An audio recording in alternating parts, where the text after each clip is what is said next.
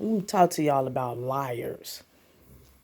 I'm finna let you all know how people lie and how you can catch it. But even though at the moment you may not be able to uh, say anything about it or do anything about when someone is lying to your face. When you know you can't do nothing about someone lying to your face about a situation or a matter, that means that you have to humble yourself, go to God, and let God handle the situation. And when the time comes for you to bring up that discrepancy of what they lied about, then that would be the moment that you can do something about it, like maybe even bring it up. See, people don't understand. Every moment is not meant for you to bust somebody out or to try to clear up a matter. Every situation is not always meant right then and there for you to handle. Some situations is meant for you to just catch it, maybe try to figure it out later. Some things is not even meant for you to even figure out right then and there, but it may come to you later. But when things come about that you catch somebody in a lie or whatever, and you could just sense that it's not at that moment you're called to bust them out or make a big deal about it. What you do is just jot that lie down, go to God, and let it go. You're not letting it go, like letting it go and forgetting about it. What you're doing is allowing God to handle. God is your lawyer. God is your judge. God is your doctor. God is your father. God is everything. So when you go to him, you're basically having faith that he's going to take care of those who lie to you. Let's just take, for instance, okay, I'm gonna use this as an example of when you know someone is lying. Let's just take for instance Corey Harris, Mr. Dodo. I don't know if you all have had watched the video, but if you haven't watched the video of Corey Harris being in the Zoom court session about his driver's license being suspended, that's why he was there at court. Now, while he was attending the session, he was driving during the session right before his the process of his court. He was driving, and the judge saw that he was driving on the Zoom camera. Now, the judge was asking his public defender, whoever she was, whatever, for him, why is he driving if his license is suspended? And so right before that even came about, he was talking to Corey about, are you ready? And so Corey said out his own mouth, oh yeah, you know what? I'm pulling up right now to my doctor's office. I'm pulling up right now to my doctor's office. Okay, cool. So the judge like smirking because he shouldn't even be driving. Okay, so as they begin, you have to listen to people when they talk. That's the reason why people need to start listening before being quick to speak. When you talk, and you talk over people without willing to listen, you're not thinking before you speaking, and you're going to miss something. And you're going to look stupid when it's time for you to explain the things that you're saying or things that you have said or whatever somebody else might have said to you. You didn't catch because you're not listening. So you have to be a great listener in order to be a great speaker. Huh? You didn't catch that. So as the court session goes on, the judge say, well, he shouldn't be driving. Ain't his license suspended? He just rolled up. He just drove. And then next thing you know, it's a great big pause after his public defender was like, yeah, you got him. Yeah, he shouldn't be driving. His license is suspended. So it's a great big pause. It was like the loudest silence ever. you know. So everybody is silent. I mean, the silence after this happened was like for a great 60 seconds. And it was like a long, it seemed like it was longer. But I'm letting you all know how this was going. It was a great big pause.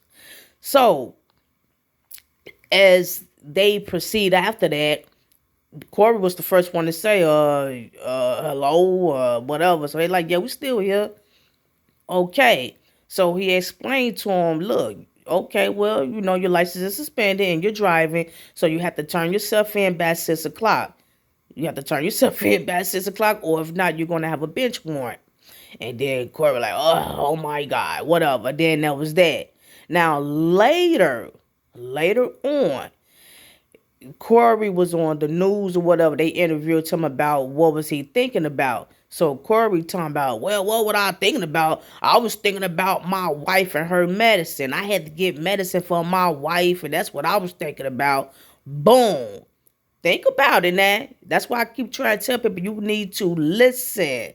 Listen. Stop worrying about what you see on videos. Stop worrying about what somebody got on the orange shirt. Stop worrying about what somebody got burning and smoking in the background with their incense and assuming it's marijuana or cigarettes. Stop doing it. You have to listen or you're going to miss it. Huh? So, he telling the news reporter that he was thinking about his wife medicine. Now, mind you, they also stated, oh, you know what? Throughout the reports, they was like, yeah, you know what? They did find out that his license was supposed to have been renewed. So it's the state's fault for not renewing his license. It was supposed to be reinstated, but it was still saying that it was suspended. So he did pay for it or whatever, and it was supposed to have been reinstated. That's what he said too. Said you can't trust nobody. It was supposed to have been reinstated. I did that. They said it was gonna reinstate it and do. Boom. Okay, cool then. So they're claiming that, but the record still showed that it was suspended. Now, this is what Corey is saying, and this is what they, quote, said that they found out during the report on the news. Okay, whatever. Now, with all that said and done about liars, this is what I'm saying. Who knows? He probably paid a reporter or probably got him a lawyer, whatever, because he looked stupid. The first thing came out of his mouth was that he was embarrassed. He's a church goer, so he was embarrassed. So who knows what he might have went through the loops to even come out with this type of report after the whole shenanigan of the embarrassment with him driving to court on suspended license. That's why he was even going to court. Now, if it wasn't that, that's what the judge said he's seen on his record. It don't matter. My thing is this. During the great big pause, there's two things that Corey could have mentioned during the loudest pause of ever. The loudest silence during the court is two things that he could have said within them silence at the court session. They asked him what was he thinking about. He said what he was thinking about when he rolled up was his wife medicine. First of all, when he rolled up, he stated that he was going to his doctor's office. I ain't rolling up to my doctor's office. That's what he said. He didn't say he was rolling up to his wife doctor's or he's rolling up to the doctor's office or a clinic. He said he's rolling up to my doctor's office. That's what he said. So he couldn't have been thinking about his wife at that moment. During the great big pause, when the judge said what he said about the suspended license, Corey had all the time to make a statement about, wait a minute, hold on, I'm thinking about my wife. My bad, I'm driving. I wasn't thinking about this. It was just so, my wife, her medicine. I'm thinking about my wife and her medicine. That's the most important thing. Okay, he couldn't say that because that would have been shenanigan and tossed out. Number two. The most important thing that he could have said, which he told the reporters, which is a lie, during the great big pause, he could have told the courts, look, hey, I paid for my license to be reinstated. That was reinstated a while back. I don't know what's going on. I don't know why it's still saying it's suspended, but that should have been reinstated a long time ago and woo out the bam. Actually, that should have been the first thing that Corey should have stated to the courts, but he did not. He did not state that to the courts. He had all the time during that great big silence, the loudest silence ever, for him to tell the judge, which I forgot his name, he's a good judge too. He should have told the courts that his license were reinstated, but they just forgot to lift the suspended stamp off of it. He did not state neither one at all. So later, after that, he want to get the people of the world and social media to feel sorry for him about the cause and the effects of what had happened, because for number one, he was embarrassed. Why? Because he's a 44-year-old dodo who lied and looked stupid. Now, that is the prime example of someone who lies and how you can peep out their shenanigan. You have to look, listen, and learn. You understand what I'm saying? Now, I use that as an example for on how you can catch people in lies. Same thing with what goes on around with what I deal with when people lie. People have all the time in the world to let you know about this, to let you know about that, but it's a particular time where they feel that they should make up some type of quote lie on justifying on why this didn't happen and why that didn't happen. Y'all not feeling where I'm going. See, it's a timing matter.